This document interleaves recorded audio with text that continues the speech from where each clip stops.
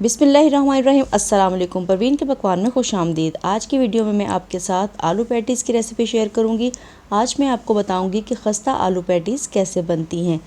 मैं आपके साथ कुछ टिप्स एंड ट्रिक्स शेयर करूंगी जिसको फॉलो करते हुए आप बहुत ही खस्ता आलू पैटीज़ घर पे ही तैयार कर सकते हैं। तो इससे पहले छोटी सी रिक्वेस्ट है, अगर ये वीडियो अच्छी लगे तो लाइक और शेयर ज़रूर कीजिएगा। अगर चैनल पर नए हैं तो सब्सक्राइब भी कर लें। तो आइए फिर इन आलू पैटीज़ को बनाते हैं। सबसे पहले तो हम मैदा लेंगे। 3 कप यहाँ पे मैंने मैदा लिया है और मैदे को मैंने अच्छी तरह से छान लिया है। 3 कप मैदे में मैं 1.5 टीस्पून डालूंगी नमक।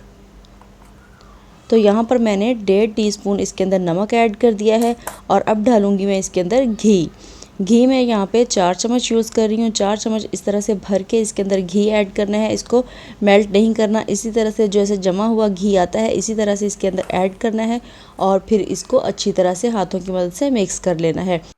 इतना मिक्स करना है कि जब हम इस तरह से हाथ में इसको दबाएं तो इस तरह से इसकी मुट्ठी बने। तो अब हमारा जो घी है इसके अंदर अच्छी तरह से मिक्स हो चुका है। तो अब हम इसको गूंद लेंगे। थोड़ा थोड़ा पानी डालेंगे इसके अंदर और इस तरह से इसको गूंद लेंगे। ना तो हमने ठंडा पानी लेना है और ना ही हमने बहुत ज़्यादा गर्म पानी लेना है। रूम टेम्परेचर पे पड़ा हुआ पानी लेंगे और उससे इस तरह से इसको गूंद लेंगे, थोड़ा थोड़ा पानी ऐड करके। और हमने इसकी एक सख्त सी डो बनानी है, इसलिए हमने थोड़ा थोड़ा पानी ऐड करना है ताकि ये जो पतली ना हो जाए डो इसकी। तो इस तरह से सख्त सी डो हम इसकी बना लेंगे। डो मैंने मिक्स करके रख ली है। अब मैं इसके ऊपर लगाऊंगी थोड़ा सा घी ताकि ये हाथों के साथ चिपके ना, और फिर इसको अच्छी तरह से गूंद लूँगी। अब अच्छी तरह से मैंने इसके ऊपर घी लगा दिया है और अब मैं इसको गूंद लूँगी और इसकी ज़बरदस्त सी एक डो तैयार कर लूँगी। तो यहाँ पे अच्छी से डो बिल्कुल रेडी हो चुकी है, सख्त मैंने बिल्कुल गूंदी है। अब इस तरह से इसको हम लंबाई में बेलेंगे क्योंकि हमने इसके बनाने हैं पेड़े। तो इस तरह से मैं लंबाई में इसको बेल के फिर इस तरह से इक्वल साइज़ के इसके पेड़े बना लूँगी। क्योंकि हमने इसकी जो रोटियां बनानी है वो हमें इक्वल साइज़ की चाहिए, इसलिए हमने इसके पेड़े इक्वल साइज़ के बनाने हैं। तो इस तरह से मैं सारे के सारे पेड़े बना के रख लूँगी। तो पेड़े मैंने सारे रेडी कर लिए हैं। आप देख सकते हैं कि ये सारे के सारे पेड़े इक्वल साइज़ के हैं। तो अब हमने जो काम करना है वो है कि हमने यहाँ पे घी लेना है और घी को हमने मेल्ट कर लेना है। 4 चम्मच मैंने घी लिया है, उसको मेल्ट कर लिया है और इसके अंदर मैंने 2 चम्मच मैदा ऐड कर दिया है। अब इसको अच्छी तरह से मिक्स करूँगी और इसका एक घोल सा बना लूँगी और फिर इसको फ्रिज में रख दूँगी ठंडा होने के लिए। यहाँ पर मक्खियाँ मुझे बहुत ज़्यादा तंग कर रही थी। बारिश के बाद ये जो मक्खियाँ आई हैं ये इतनी अजीबो गरीब सी मक्खियाँ हैं कि जितनी मर्ज़ी आप सफाई कर लें ये तो किचन से जाने का नाम ही नहीं लेती हैं। तो यहाँ पर मक्खियाँ मुझे तंग कर रही थी। मक्खियों के साथ जंग करते करते मैं ये पैटीज़ बना रही थी। तो अब मैंने ये घोल तैयार कर लिया है, इसको रखूँगी फ्रिज में और तब तक बाकी का काम कर लेती हूँ। तो अब इस तरह से एक पेड़ा लूँगी और इस तरह से उसको थोड़ा सा बेल लूँगी और फिर इसकी एक रोटी बना लूँगी। तो इस तरह से मैं थोड़ा सा इसके ऊपर मैदा डस्ट करूँगी और इसके साथ लगा के फिर इसको बेल के इसकी रोटी बना लूँगी। तो इस तरह से हमने सारी रोटियां बना लेनी है, सारी इक्वल साइज़ की रोटियां बनानी है। पेड़े भी हमारे इक्वल साइज़ के हैं, इसलिए कोशिश करनी है कि हमारी जो रोटियां हों उनका साइज़ भी इक्वल हो। तो इस तरह से देखिए मैंने सारी रोटियां बना ली हैं। तो अब एक रोटी मैं इस तरह से नीचे रखूँगी, मतलब थोड़ा सा मैदा डस्ट किया है उसके ऊपर मैंने रोटी रखी है और इसके ऊपर मैं वो वाला घी अप्लाई कर दूँगी जो कि मैंने फ्रिज में रख दिया था। तो अब इस तरह से अच्छी तरह से इसके ऊपर घी लगा के तो फिर मैं इसके ऊपर दोबारा से मैदा डस्ट करूँगी। तो मैदा डस्ट करने के बाद इसके ऊपर एक रोटी रख दूँगी। इसी तरह से घी लगाते जाऊँगी, मैदा डस्ट करते जाना है और इसके ऊपर एक के बाद दूसरी रोटी रखते जाना है। तो इस तरह से ये देखें सारी की सारी इक्वल रोटियाँ थी। तो ये बिल्कुल एक मोटी सी रोटी बन चुकी है इक्वल साइज़ की। तो अब मैं इसको थोड़ा थोड़ा प्रेस करूँगी हाथों की मदद से।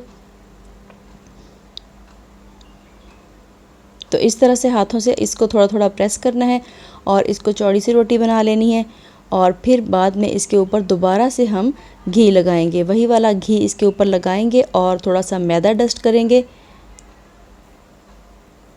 मैदा डस्ट करने के बाद इस तरह से हम एक साइड से उठाते जाएंगे और इसका रोल बनाते जाएंगे।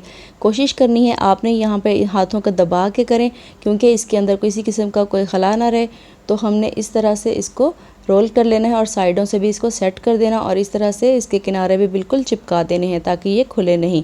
तो अब हमारा ज़बरदस्त सा रोल रेडी हो चुका है और इसको हम कवर करके रख देंगे।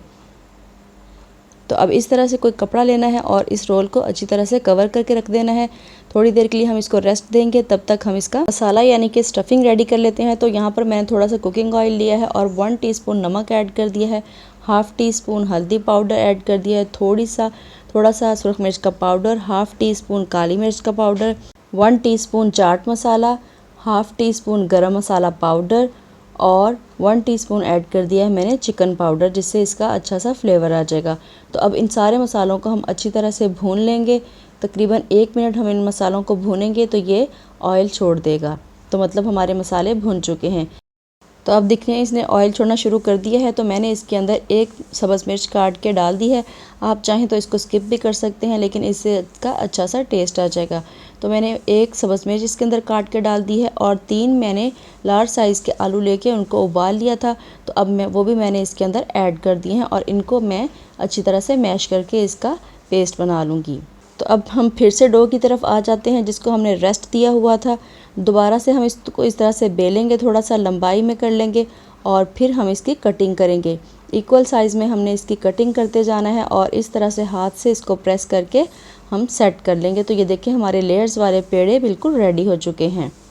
इसी तरह से सारे के सारे हम कटिंग कर लेंगे। तो देखें पेड़े मैंने सारे रेडी कर लिए हैं। अब देखें ये जो मैंने स्टफिंग रेडी करके रखी हुई थी, इसके अंदर मैं 2 टेबलस्पून डालूंगी कॉर्नफ्लावर, जो कि इसका बाइंडिंग का काम करेगा। अगर ये खुलेंगी पैटीज़ तो ये मसाला इसमें से निकलेगा नहीं। तो इसको अच्छी तरह से मिक्स कर लेना है और हमारा मसाला बिल्कुल रेडी हो चुका है। अब ये एक एक पेड़ा लेंगे, इस तरह से हाथ से इसको प्रेस करेंगे और फिर थोड़ा थोड़ा बेल के इसकी छोटी छोटी सी रोटियाँ बना लेंगे। तो यहाँ पर हमने कोई इसको मैदा वगैरह नहीं लगाना है, वरना हमारी पैटीज़ जो हैं ये खस्ता नहीं बनेगी। अगर हमने इसको मैदा लगाया तो ये इसकी जो लेयर्स हैं वो भी खुलती हुई नज़र नहीं आएंगी। तो अब इसके अंदर हम ये स्टफिंग डाल देंगे। भर भर के मैं इसमें डाल रही हूँ ताकि हमारी मोटी मोटी फूली फूली सी पैटीज़ बने। तो अब साइडों पर मैंने इस तरह से इसके पानी लगा दिया है और पानी लगा के इसको कर दूँगी बंद। अच्छी तरह से इसको बंद करना है ताकि ये खुले ना। तो इस तरह से बंद करके मैं सारी की सारी पैटीज़ इसी तरह से रेडी कर लूँगी। तो देखिए हमारी ज़बरदस्ती पैटीज़ रेडी हो चुकी है। सारी पैटीज़ इसी तरह से रेडी कर लूँगी। तो यहाँ पर देखिए मैंने ये पैटीज़ रेडी कर ली हैं। तो अब मैंने ऑयल गर्म होने के लिए रख दिया है। ऑयल हल्का गर्म होगा तो हम इसके अंदर डाल देंगे। बहुत ज़्यादा गर्म ऑयल में हमने इसको नहीं डालना है। आप देख सकते हैं कि हल्के हल्के से बबल्स बन रहे हैं, तो मतलब कि ये बहुत ज़्यादा गर्म ऑयल नहीं है। हल्के गर्म ऑयल में डालेंगे और इसको लो टू मीडियम फ्लेम पे हम फ्राई करेंगे। इसको फ्राई करते हुए तकरीबन हमें 10 से 15 मिनट लग जाएंगे, लेकिन आपने परेशान नहीं होना है। जितनी हल्की आंच पे ये फ्राई होंगे उतनी ही आहिस्ता आहिस्ता ये खस्ता होते जाएंगे। तो यहाँ पर वीडियो की स्पीड मैंने बढ़ाई हुई है, वरना यहाँ पे बिल्कुल स्लो काम हो रहा है। तकरीबन 15 मिनट में ये अच्छे से खस्ता से फ्राई हो चुके थे। तो हमारे सारे के सारे आलू पैटीज़ मैं इसी तरह से रेडी कर लूँगी, यानी कि फ्राई कर लूँगी। तो बहुत ही ज़बरदस्त खस्ता आलू पैटीज़ हमारे रेडी हो चुके हैं।